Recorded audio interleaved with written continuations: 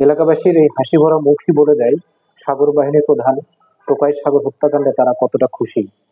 সাগরের নৃশংস হত্যাকাণ্ডে বগুড়ার শাহজাহানপুর, কাহালু এবং নন্দীগ্রাম উপজেলার অর্ধশত গ্রামের মানুষ স্বস্তি নিঃশ্বাস ফেলেছেন। রবিবার রাতে সাগর হত্যাকাণ্ডের খবর সামাজিক যোগাযোগ মাধ্যম ফেসবুকে ছড়িয়ে পড়লে বিপুল সংখ্যক মানুষ কমেন্ট বক্সে আলহামদুলিল্লাহ লেখেন। গত রবিবার সন্ধ্যা 7টার দিকে প্রতিপক্ষের সন্ত্রাসীরা বগুড়ার শাহজাহানপুর উপজেলার সাবরুল ইউনিয়নের ছোট মন্ডলপাড়া গ্রামে সাগর হোসেন এবং তার দুই সহযোগী স্বপন ও মুক্তারকে ধারালো অস্ত্র দিয়ে এলোপাতাড়ি কোপায়। এতে ঘটনাস্থলেই সাগর ও স্বপনের মৃত্যু হয়। মুক্তার বেঁচে গেলেও তার কবজি কাটা পড়ে, তবে সেই কাটা কবজি নিয়েই সে দৌড়ে পালিয়ে যায়। নিহত সাগর সাবরুল গ্রামের গোলাম মোস্তফার ছেলে, আর স্বপন একই গ্রামের সাইফুল ইসলামের ছেলে। স্বেচ্ছাসেবক লীগের কর্মী সাগরের বিরুদ্ধে 2টি হত্যা এবং চাঁদাবাজি সহ অন্তত 17টি মামলা রয়েছে। অভিযোগ রয়েছে, জেলা স্বেচ্ছাসেবক লীগের শীর্ষ এক নেতার আশ্রয়ে প্রশ্রয়ে তিনি এলাকায় বালুর ব্যবসা নিয়ন্ত্রণ এবং চাঁদাবাজি করতেন। নিজ এলাকা শাহজাহানপুর উপজেলার সাবরুলের পাশাপাশি আশপাশের 25টি গ্রাম ছাড়াও পাশের কাহালু এবং নন্দীগ্রাম উপজেলার আরো 25টি গ্রামে তিনি রীতিমতো ত্রাসের রাজত্ব কায়েম করেছিলেন।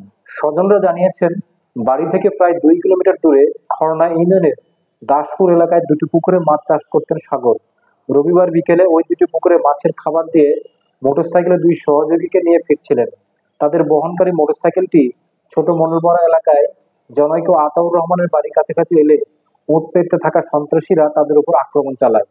সোমবার দুপুরে ঘটনাস্থলে গিয়ে একজোড়া পঞ্জের স্যান্ডেল পরে থাকতে দেখা যায়।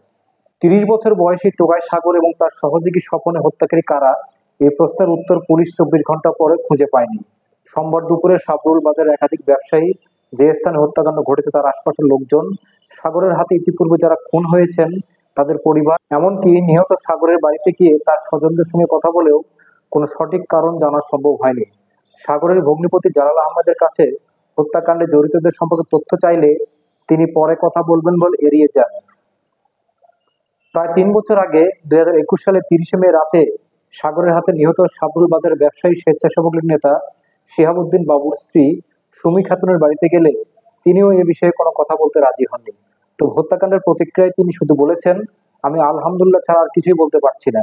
সুমি খাতুনের বাড়ি থেকে কিছুটা দূরে নিহত কলেজ শিক্ষক শাহজালাল পারভেজের বাড়ি, যাকে সাগর বাহিনীর সদস্যরা 1 বছর আগে 2022 সালের 2 সেপ্টেম্বর কুপিয়ে হত্যা করেছিলেন।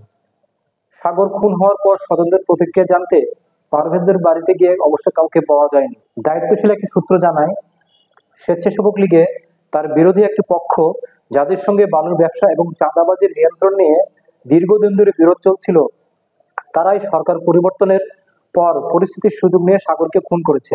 ওই সূত্রের তথ্য মতে, যার সঙ্গে সাগরের বিরোধ ছিল স্বেচ্ছাসেবক লীগের সেই নেতা দায়িত্বশীল পদে থাকার কারণে 5 আগস্ট শেখ হাসিনার পতনের পর আড়ালে চলে গেছেন, তবে তার সহযোগীরা এলাকায় সক্রিয় রয়েছেন। অন্যদিকে সাগর স্বেচ্ছাসেবক লীগের সঙ্গে যুক্ত থাকলেও কোনো পদ পদবি না থাকায় তিনি বাহিনীর সদস্যদের নিয়ে নিজ এলাকাতে অবস্থান করছিলেন। সাগর হোসেন ওরফে টোকাই সাগরের বয়স অল্প এবং তার মুখেও 7 থেকে 8 ইঞ্চি লম্বা দাড়ি রয়েছে। অধিকাংশ সময় টুপি পরে ঘুরতেন।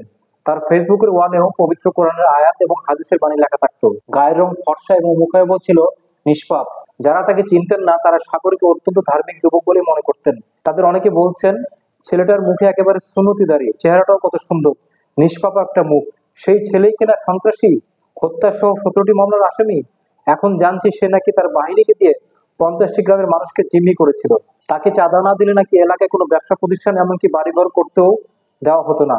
আসলে আমরা ধর্মের লেবাস দেখে ভুল করে বসি, এর থেকে আমাদের বেরিয়ে আসতে হবে। পুলিশ কর্মকর্তারা বলছেন, টোকাই সাগর ও তার সহযোগী স্বপন হত্যাকাণ্ডের ঘটনায় এখন পর্যন্ত কেউ মামলা করেনি। তাদের অপর সহযোগী আহত মুক্তার কোথায় চিকিৎসা নিচ্ছেন সে তথ্য তারা জানতে পারেননি। হত্যাকাণ্ডের কারণ সম্পর্কে পুলিশ কর্মকর্তারা বলছেন, সাগরের সঙ্গে এলাকার আধিপত্য নিয়ে অনেকের বিরোধ ছিল। ধারণা করা হচ্ছে পূর্ব শত্রুতা নিয়ে বিরোধের জেরেই তাকে এবং তার সহযোগীকে হত্যা করা হয়ে থাকতে পারে।